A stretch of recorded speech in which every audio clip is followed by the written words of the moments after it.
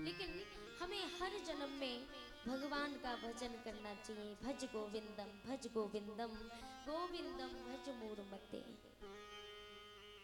देवऋषि नारद जब मृत्यु लोक में घूमने के लिए गए, वहां उन्होंने क्या देखा?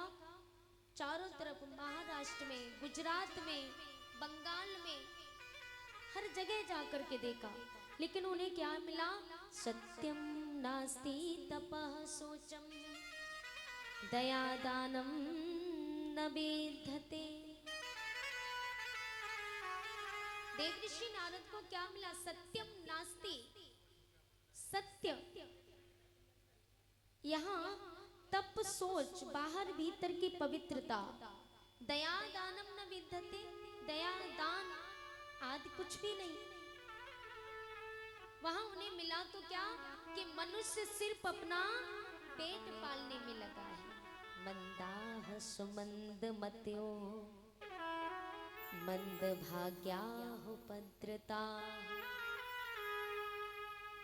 यहाँ सब मंद बुद्धि, उपद्रवग्रस्त, भाग्यहीन, सब कुछ मंद बुद्धि हो गए। यहाँ मनुष्य सिर्फ और सिर्फ अपना पेट पालने में लगा है।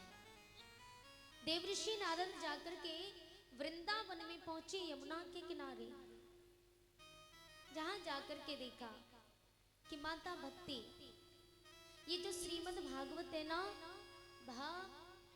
ये जो 52 अक्षरों की वर्णमाला है, उसमें से 4 अक्षर सर्व प्रिय है। पहला भ, दूसरा ग, तीसरा व, चौथा त। चारों अक्षरों को मिलाकर के क्या बना? भागवत। भासे भक्ति, गासे ज्ञान, वासे वैराग्यता से तरण होना।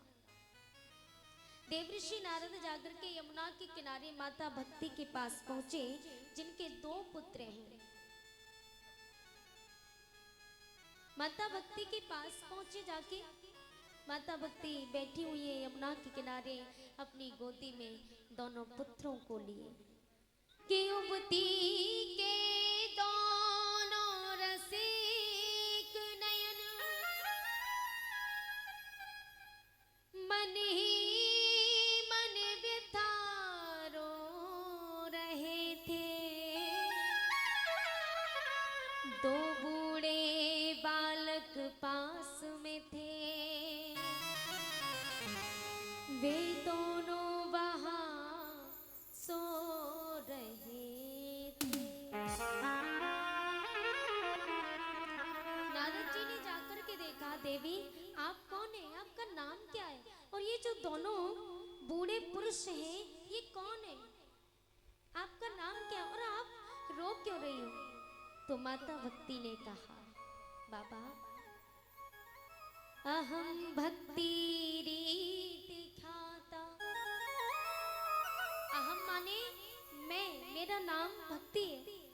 अहम भक्ति रीति ख्याता एमो में तनियो मतो ज्ञान वैराग्य ना मानो कालयोगे जर्जरो। जर्जर माने क्या होता है?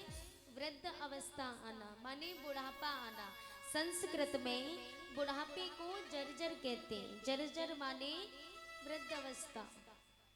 माता भक्ति ने कहा, बाबा मेरा नाम भक्ति है, मैं भक्ति हूँ, और मेरी गोदी में ये जो दोनों बूढ़े पुरुष हैं, ये कोई और नहीं, ये दोनों मेरे पुत्र हैं। ये बात जैसे ही सुनी तो बाबा नारद ने कहा, ऐसा क्यों हुआ?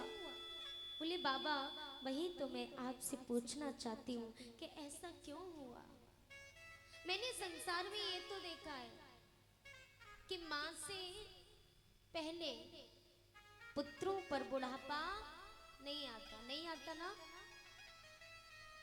संतान से पहले माता पिता पर बुढ़ापा आता है, लेकिन यहाँ उल्टा हो गया महाराज। यहाँ माता भक्ति पर जवानी है, युवा अवस्था है, चेतन अवस्था है, लेकिन उनके दोनों पुत्रों पर वृद्ध अवस्था है, बुढ़ापा है। तो माता भक्ति चरणों में गिर गई, बाबा आप कुछ कीजिए ना। यदि ऐसा ही होता रहा आगे चलकर के क्या होगा फिर?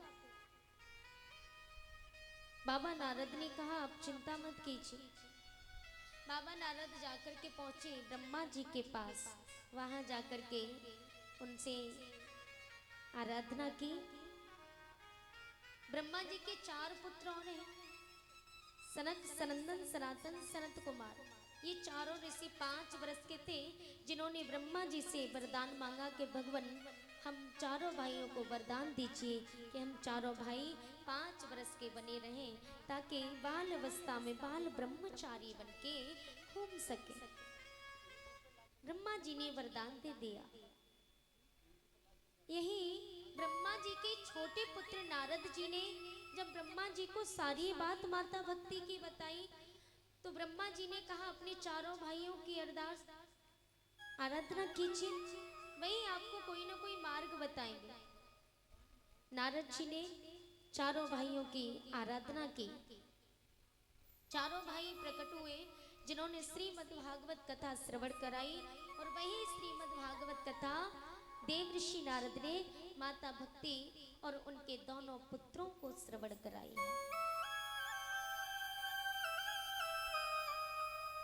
दोनों पुत्रों को श्रवण कराने के बाद, श्रीमद् भागवत कथा श्रवण करने के बाद दोनों पुत्रों पर चेतन अवस्था आ गई, जवानी की अवस्था, युवा अवस्था। तो माता भक्ति चरणों में गिर गई, लेकिन उन्होंने एक बात पूछी, बोले बाबा एक बात बताओ, ये जो कलयुग है, कलयुग की दृष्टि यदि मुझ पर पड़ेगी तो मैं कहाँ जाऊंगी? तब देवर्षि नारद ने कहा सात्वे च तिष्ठस्व सुधैर्य संश्रया निरंतरम वैष्णव मानसानि। अतः तुम धैर्य धारण करके जो भगवान विष्णु के भक्त हैं, उन भक्तों के हृदय में वास कीजिए। कलयुग आने की तो दूर की बात, दृष्टि तक नहीं डालेगा, ये बाबा नारद ने वरदान दे दिया। इसलिए प्यारे, जिस घर में भगवान विष्णु की पूजा होती है, भगवान की अर्चना होती है, उस घर में माता भक्ति की वासना होती है, उन भक्तों के हृदय में माता भक्ति की वासना होती है। और जहां माता भक्ति की वासना होगी वहां कलयुग नहीं होगा। और जिस घर में प्यारे कलयुग होगा, उस घर में कभी शांति नहीं मिलेगी, अशांति मिलेगी, कलह मिलेगी, दंभ होगा, क्योंकि वहां कलयुग की वासना है। और कलयुग क्या चाहता है? कलयुग तो यही चाहता है भैया कि प्रत्येक घर में झगड़ा होता रहे और मेरा भी कल्याण होता रहे, मेरा चारों तरफ डंका बजे, मेरा नाम हो। कलयुग यही तो चाहता है। कलयुग अपने आप को ही भगवान मानता है। कलयुग चाहता है कि सारा संसार मेरी पूजा करे। इसलिए प्यारे, ये बात हमेशा याद रखना। ये भागवत कथा हमें यही सिखाती है। ये भागवत कहती है कि प्यारे भगवान की अर्चना करो। यदि आप भगवान की अर्चना करोगे तो माता भक्ति आपके हृदय में वास हमेशा के लिए करेंगे। और जहाँ माता भक्ति की वासना होगी वहाँ कलयुग प्रवेश नहीं करेगा। एक बार एक सेठ जी थे महाराज, और सेठ जी की 5 बहुएं थी, 5 पुत्र थे। सेठ जी के घर में कभी झगड़ा नहीं होता था, बड़ा प्रेम था, कभी झगड़ा जीवन में हुआ ही नहीं। एक दिन कलयुग ने क्या सोचा, बोले सेठ जी के घर में बड़ा शांति रहती, कभी अशांति नहीं होती। कलयुग ने क्या किया, कलयुग जाकर के जो सीढ़ियां होती है ना, सीढ़ी, छत पे जाने के लिए जो सीढ़ियां बनी होती है, तो सीढ़ियों पर जाकर के कलयुग बैठ गया। और बैठ करके अब वो सबकी मति घुमाने लगा। क्या करने लगा? उस घर में बड़ी सुलह थी, एकाग्रता थी, सभी मिलजुल करके प्रेम से रहते थे। अब वहां बड़ी बहू ने चूल्हे पर दाल बनने के लिए रखी, दाल में उसमें नमक डाल दिया। नमक डालने के बाद उससे छोटी बहू आई, उसने भी दाल में नमक डाल दिया। उससे छोटी आई, बोली दीदी ने पता नहीं नमक डाला होगा कि नहीं डाला होगा। वो भी आई तो वो भी उसमें नमक डाल के चली गई। अब सबसे छोटी बहू आई, ये सब वो नहीं कलयुग करवा रहा था, बेटा बेटा कलयुग करवा रहा था। कलयुग तो चाहता था कि इस घर में झगड़ा हो, और जब झगड़ा होगा तो मैं इस घर में हमेशा के लिए वास कर जाऊंगा, हमेशा के लिए रह जाऊंगा। सबसे छोटी बहू आई तो उसने भी उसमें नमक डाल दिया, और जब नमक डाला दाल बन गई। बनने के बाद उस घर का नियम था कि उस घर में सर्वप्रथम बुजुर्ग भोजन किया करते थे। ये माताओं का ये नियम होना चाहिए, धर्म यही कहता है, बहुओं का धर्म यही कहता है कि भोजन बहुओं को सबसे बाद में खाना चाहिए। घर में यदि बुजुर्ग हैं, सर्वप्रथम बुजुर्गों को भोजन कराइए। और ऐसे नहीं कि बुजुर्ग घर में हैं तो आप भोजन तो करा रही हो लेकिन दाब धौस में अहंकार के साथ, घमंड के साथ, ले बुड्ढे ठूस ले, है ना। थाली परोस के ले गई और दूर से रख दी, जैसे कि मानो फेंक के खाना दिया हो। तो ऐसे नहीं, प्रेम के साथ, क्योंकि बुजुर्ग जिस घर में होते प्यारे, आप एक बात देख लेना, जिस घर में बुजुर्ग नहीं है वो घर आपको पतन की ओर जाते हुए मिलेगा, उस घर का विनाश होते हुए आपको दिखेगा। और जिस घर में बुजुर्ग होते, जिस घर में आज भी बुजुर्गों की चलती है, उस घर को आप जाकर के देख लेना, वो घर स्वर्ग के समान। इसलिए घर में बुजुर्ग क्यों होते? जब तक घर में बुजुर्ग हैं आप अपनी मत चलाइए, उनसे सलाह लीजिए, उनसे आज्ञा लीजिए कि हमें क्या करना चाहिए क्या नहीं करना चाहिए, उन्हीं के मुताबिक हमें चलना चाहिए। फिर अपने घर को देखना, आपका घर स्वर्ग के समान ना हो जाए तो आप कहना। यानी जब बहुओं ने अपने ससुर जी को भोजन परोसा, ससुर जी ने भोजन पहला निवाला, पहला ग्रास तोड़ करके जिस समय खाया, तो पहला ग्रास तोड़ के जैसे ही मुख में रखा पूरा मुंह कड़वा हो गया, क्योंकि दाल इतनी कड़वी जो थी। चारों बहुओं ने नमक जो डाला, ससुर जी ने सोचा रोज तो मेरी बहुएं भोजन बहुत अच्छा बनाती, और देखिए सारी गलतियां बहुओं में ही नहीं होती प्यारे, गलतियां कुछ ना कुछ बुजुर्गों में भी होती। 4 दिन यदि भोजन अच्छा बना हो और एक दिन यदि बिगड़ भी जाए, तो आप ये नहीं कि आप भोजन की थाली फेंक दीजिए और बहुओं को डांटने लगो, ऐसा बनता है, ये नहीं होना चाहिए, ये होना चाहिए। तो ये आपकी भी गलतियां हैं, है ना। एक दिन यदि भोजन गलत भी बन जाए तो आप उसको सहन कीजिए, क्रोध मत लाइए।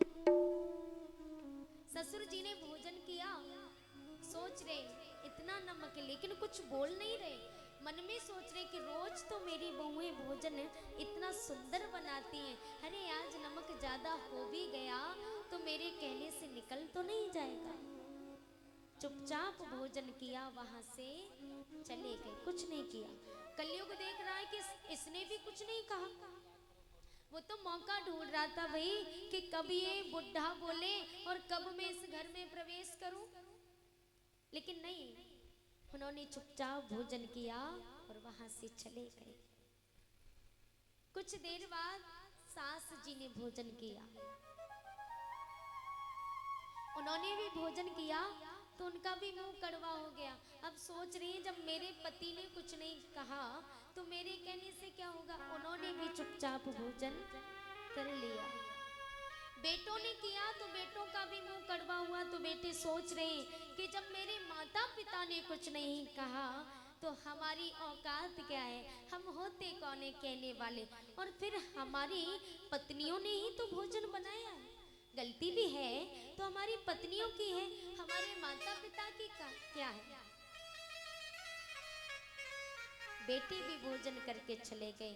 अंत में जब बहुओं का नंबर आया तो सभी बहुओं ने मिल करके भोजन जब वहां बैठ करके किया, अब एक दूसरे की तरफ ताक रही है, ग्रास मुख में रखते ही ताक रही है। नमक इतना है कि पूरा मुंह कड़वा हो गया।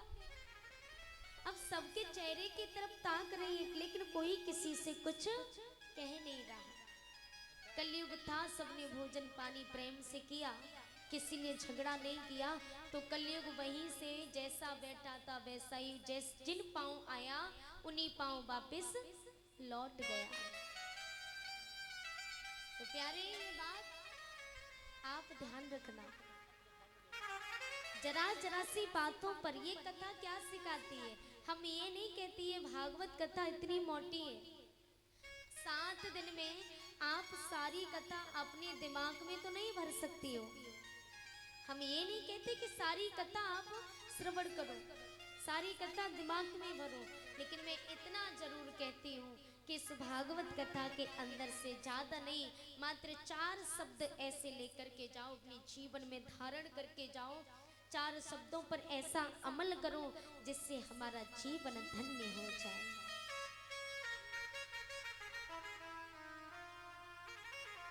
जरा जरा सी बातों पर कभी झगड़ा नहीं करना चाहिए, क्रोध को पीना सीखिए। जिन्हें छोटी छोटी बातों पर, जरा जरा सी बातों पर क्रोध आता है, अरे ये बात ध्यान रखना, क्रोध में अक्सर करके क्रोध में लिया हुआ निर्णय बने हुए कार्य को बिगाड़ देता है। यो निसन्ययच्छति बेगम उत्थितं क्रोधः हर्षे, शास्त्रियो भजनं राजन् यस्य आपत्स न मूल्यते। मूल्यते माने प्राप्त होना, प्राप्त करना। यौन सन्नि यच्छति बेगम उत्थितं क्रोध हर्षे, जो क्रोध के आने पर क्रोध ना करते हो। दिख रहा है कि बहुत क्रोध आ रहा है लेकिन फिर भी आप लोग क्रोध नहीं कर रहे, अंदर ही अंदर क्रोध को पीना प्रारंभ कर रहे हैं। माने जो क्रोध के आने पर क्रोध ना करते हो और खुशियों के आने पर दूसरों को ना दिखाते हो कि मैं कितना खुश हूँ, मैं कितनी खुश हूँ, ऐसे ही व्यक्ति राज्य और लक्ष्य दोनों को प्राप्त करते हैं। ये बात ध्यान रखना, इसलिए क्रोध को पीना सीखो और खुशियों को पचाना सीखो। ज्यादा खुशी भी अच्छी नहीं, हानिकारक होती है, ऐसा श्लोक में लिखा है। क्योंकि क्रोध में लिया हुआ निर्णय अक्सर करके बने हुए कार्य को बिगाड़ देता है। बोलिए गोविंद भगवान की। माता भक्ति उसी समय नारद जी के चरणों में गिर गई, बोले बाबा आज आपने मेरा कल्याण कर दिया। इसलिए आज भी ज्ञान और वैराग्य जवान है, ज्ञान और वैराग्य। ज्ञान जो हमें गुरु से प्राप्त होता है। अच्छा एक बात पूछूं, बताओगे? बताओगे ना? इतना बताओ, गुरु किसने किसने बनाए? हाथ ऊपर करना। किस किस के गुरु हैं? गुरु मंत्र लिया है? लिया है ना?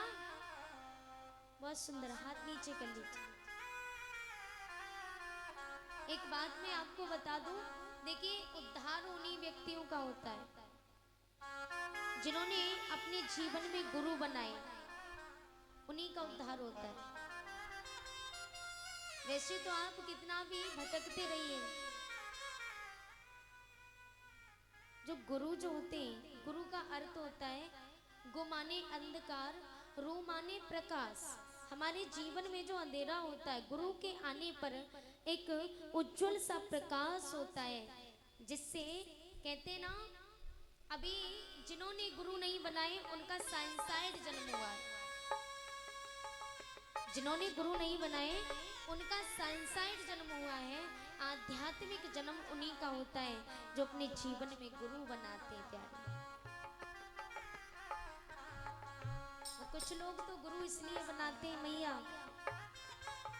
अपने स्वार्थ के लिए, मैं तो गुरु बनाऊंगा, मेरा ये कार्य बन जाएगा, मेरा वो कार्य बन जाएगा।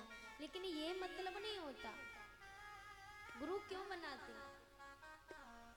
गुरु मात्र हमें एक सीख देते कि सत्य का मार्ग अपनाओ, हमेशा सत्य के मार्ग पर चलो। रास्ता भटक भी जाए तो गुरु भटके हुए रास्ते से सही मार्ग पर लाते हैं।